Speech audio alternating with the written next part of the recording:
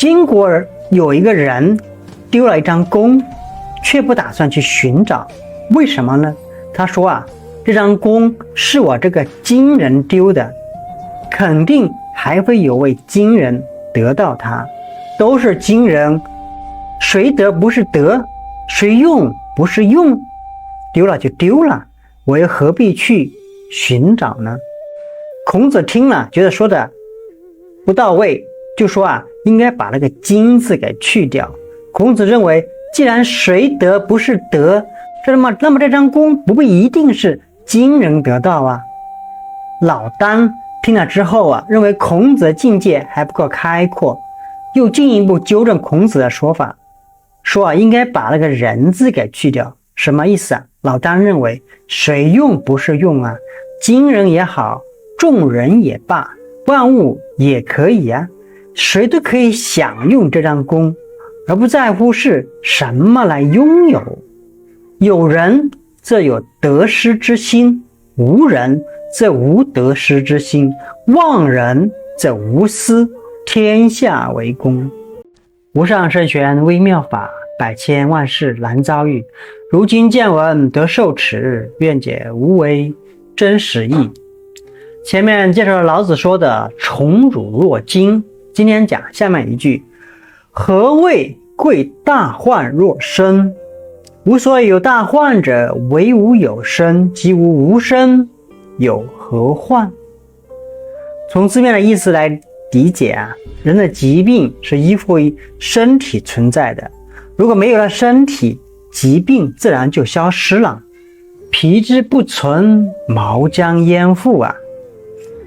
我们为什么会觉得人生总有忧虑啊，各种各样的不开心啊？因为我们有身体啊，要吃好吃的，我们要去享受好的，为了身体我们开始忧愁，所有的奔忙劳碌都是为了身体，要是没有这身体就不愁了。通俗的讲，我们每个人是不是有点犯贱呢？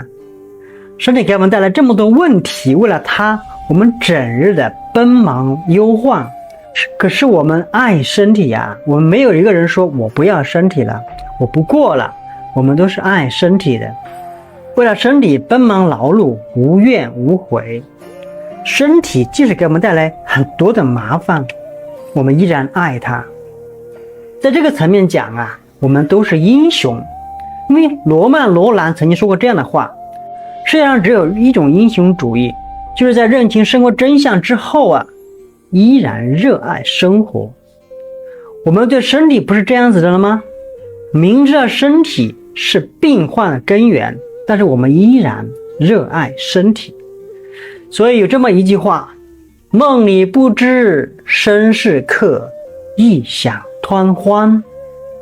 我们的人生就像梦一样啊，一天忙到黑，就是为了满足身体的各种享受。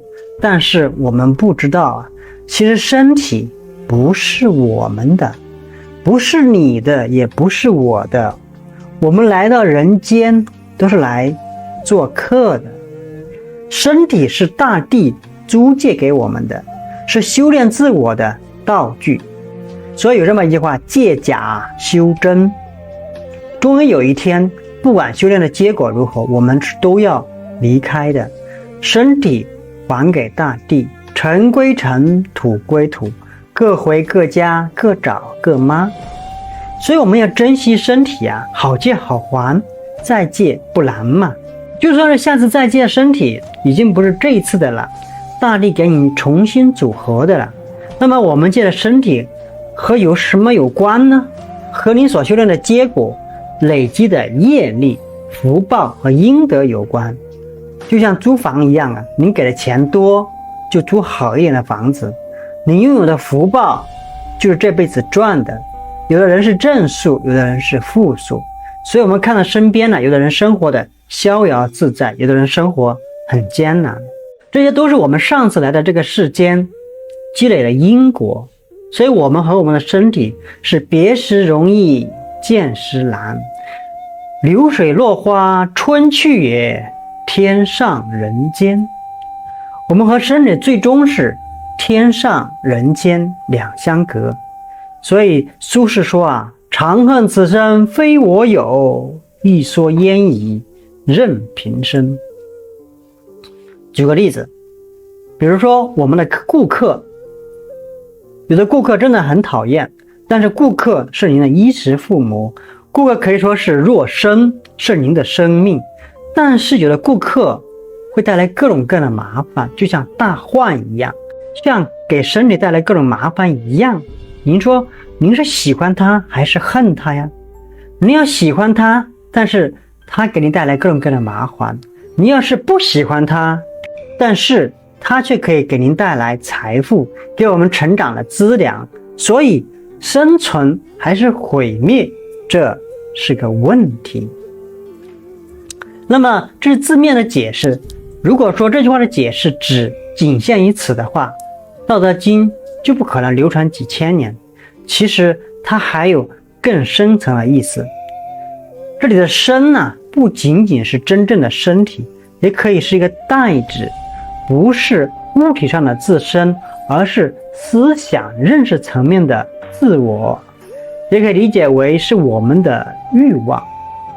因为身体的需要就是欲望外化的表象，因此这句话说的是猴王啊，处于尊贵的地位，他的危险不是来自别处，而是来自于他的自身，来自于他的自我。我们常说祸起萧墙嘛，祸端的根源恰恰是来自你的内心。换句话说啊，是来自于自己的私欲，因为我们人生的七情六欲。就像上一章讲的，五色使人目盲，五音使人耳聋，驰骋田猎使人心发狂。所以有人说人有五毒心，贪嗔痴慢疑，这些都是我们身体自带的。如果我们的道心，我们的灵魂控制不了我们的身体，就会出现身体疯狂的去外面追求。举个不恰当的例子，现在许多家庭有养小狗的，出去遛狗的时候啊，你的灵魂就是狗的主人，我们的身体是什么？身体就是那个小狗。主人拿了个绳子拴住我们的身体，拴住我们的脖子上面，拴在脖子上干什么呢？要控制你呀，要控制你的五毒心啊，控制你的贪嗔痴慢疑呀，控制住你的这种傲慢啊，控制你的这种色欲贪婪呢。道心就是干这个的，灵魂就是做这个的。但是如果这个绳子啊一旦松了，解脱了，道心就没有办法管住欲望，这个人呢就无知无畏了。那么没有灵魂之后的这个人呢，就是没有道心的这个人呢，会变成什么样子的呢？就像脱离绳子的小狗一样，疯狂的去探求各种各样的东西，人就成了动物了。人和动物最大的区别啊，就在于人有灵魂。我们说鬼很吓人，但是没有灵魂的人呢，比鬼还吓人。那么我们要如何安住自己的灵魂呢？老子说啊，己无身，有何患呢？我的身体都没有了，哪来的疾病呢？皮之不存，毛将焉附，是吧？为什么老子说我们无身的时候是一种最好的状态呀？无身又是什么呀？结合道德经前面我们讲的，就是虚，就是柔。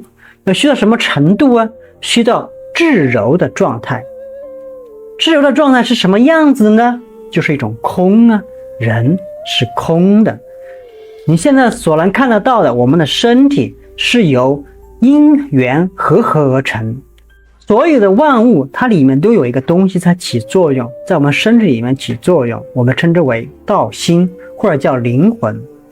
王阳明说心外无物，只有当您外界所有的东西啊都感觉不到了，不管是美女亲你一口，还是踹你一脚，在您的心上不留下任何痕迹，这就成了。您就达到那种无声的状态，您就可以完成自我的修炼，完成您的使命，成就自己。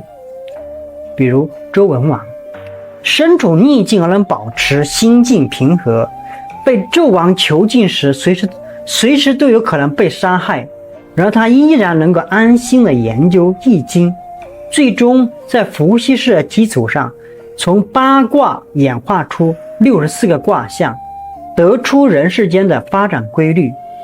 文王之所以能够做到这一点，正是因为他已经做到了本章说的无生。所以老子告诉我们的无生呢，实际上就是我们现在常说的忘我、无我、无私、无相，也就是逍遥游说的至人无己。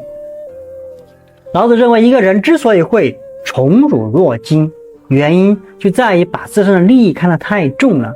如果一个人达到了无私忘我的境界，把贵贱荣辱置之度外，他就不会因此而动心，甚至根本不会有荣辱之心。所以说，人最大的忧患不是来自于外，而是来自于内，来自于自身，来自于人的得失之心。从根本上克服了乱源，那么荣辱得失之类的外患也就没有依附的土壤了。一旦无心，心何所扰？一旦忘生，身何所系？无心忘生，无德无失。李氏春秋贵宫中讲这样的故事，晋国有一个人丢了一张弓，却不打算去寻找，为什么呢？他说这张弓是我这个金人丢的，肯定还会有位金人得到它，都是金人，谁得不是得，谁用不是用，丢了就丢了，我又何必去寻找呢？孔子听了觉得说的不到位，就说应该把那个金字给去掉。孔子认为，既然谁得不是得，那么这张弓不必一定是金人得到啊。老聃听了之后认为孔子的境界还不够开阔，又进一步纠正孔子的说法，说应该把那个人字给去掉。什么意思老聃认为谁用不是用金人也好，众人也罢，万物也可以谁都可以享用这张弓，而不在乎是什么来拥有。有人则有得失之心，无人则无得失之心，忘人则无私，天下为公。所以说这张弓应该是社会共享的，是没有私人归属的，如此既无所谓得，也就无所谓失。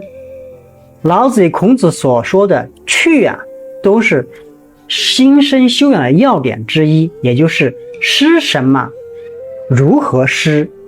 正是因为老子他去掉了人的自我与得失之心，所以我们只见其书，不见其人，所以孔子尊他是像龙一样的人。那么历史上还有什么人能做到了宠辱若惊，去留无意呢？一代女皇武则天，她死后立了一块无字碑，千秋功过留与后人评说，一字不留，尽得风流。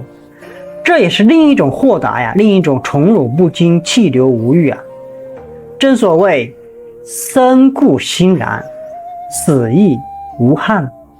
花落还开，水流不断，我兮何有，谁兮安息。明月清风不劳牵挂。总之，真英雄自洒脱，真名士自风流。